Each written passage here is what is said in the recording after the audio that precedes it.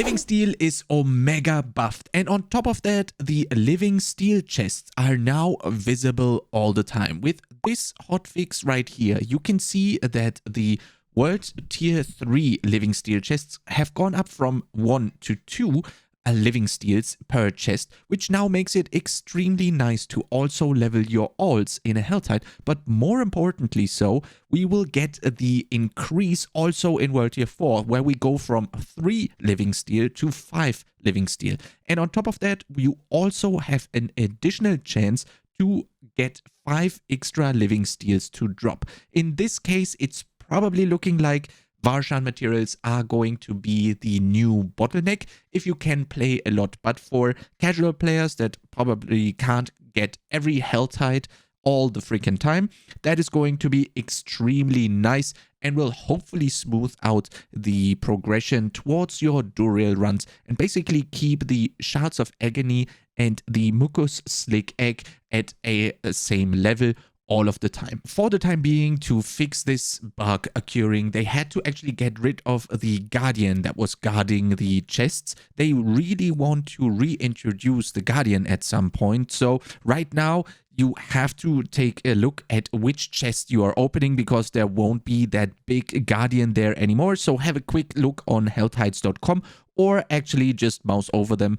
They're still not being shown on your map, but they are being shown on your minimap. With that hotfix, the living steel has been buffed by 66%. So now instead of going for 12 living steel per Helltide, you now earn 20, which is actually going to be crazy when it comes to your income of Gregoire materials and or living steel. Now, the big thing is here though that they also buffed all of the chests in the Helltide to drop 1 additional living steel. Now, if you want to make the math on this one, basically in the living steel chest, the living steel is costing 1 living steel is costing 60 cinders, and in the 75 cinders box there is going to be 1 living steel. So as you can see here, the value there is almost the same, but obviously as you go higher up with the 150 cinder chests, for example, you still only get 1 living steel, and that cost and time efficiency to open those dramatically goes down. So if you are a blaster or really have a lot of cinders left during the Helltide, try to open the 75 cinder chests as well, just to increase that income of the living steel naturally. But again, this is definitely not needed whatsoever because the living steel income is crazy as it is right now. What's also great with this change is that the double character farming in Helltides is probably not necessary anymore. For example, it was possible to farm your cinders on 1 character and basically overshoot it completely, have like 600 more cinders than you could open chests with.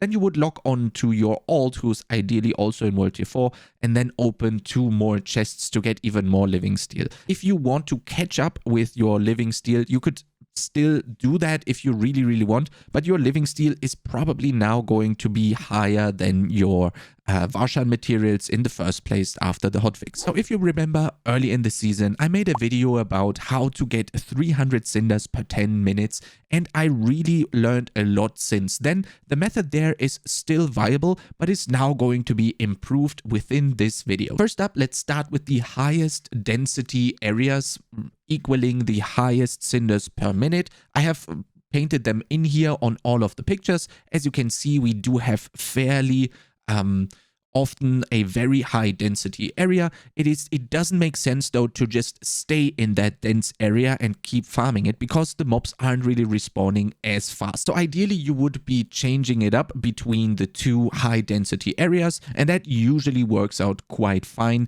when it comes to the respawn timing. So that shouldn't really be a big deal here. Again, it is absolutely not necessary to plan out your route in Helltide. If you just ignore the events still, which was recommended in the first video, you will still easily get 300 cinders per 10 minutes, which is probably even higher right now because the gear has gotten better, and also the players are again more proficient when it comes to farming. Although I do hope actually that the cinders would actually fly into your character, or instantly get into your stash or into your box, and you wouldn't have to run over them. I think that would speed up the process even further and would be a nice quality of life addition. So Blizzard, if you're looking, if you're hearing this one, please implement this. This is going to be extremely nice and a very, very big quality of life improvement. Now, you could also be putting in events into the mix of just running around in your Helltide and killing monsters, which is definitely viable, but some of them are actually slowing you down. What I have found out as a rule of thumb that you can hopefully easily remember, if there is an event that covers a lot of ground and is actually a really big event, those are usually very useful when it comes to cinders per minute, and these aren't actually going to slow you down, but maybe keep the normal cinders per minute or per kills, whatever, that you are currently getting with just ignoring them, and some of them are actually going to increase that rate. So if you see a very big event that is covering a lot of ground, definitely stay for that event and try to complete it, because that is usually a little bit more cinders than the smaller events. Again, this is just a rule of thumb, and you could just be doing all of the events, but in my opinion, if you want to do the events, focus on the big ones. Now, another pro tip is actually doing the Legion events that are popping up in the Helltide. If you get that lucky, as you can see on the minimap right here, the density is actually insane and the mobs are respawning fairly quickly. If you on top of that get extremely lucky and get a shard to yourself or a Legion event to yourself,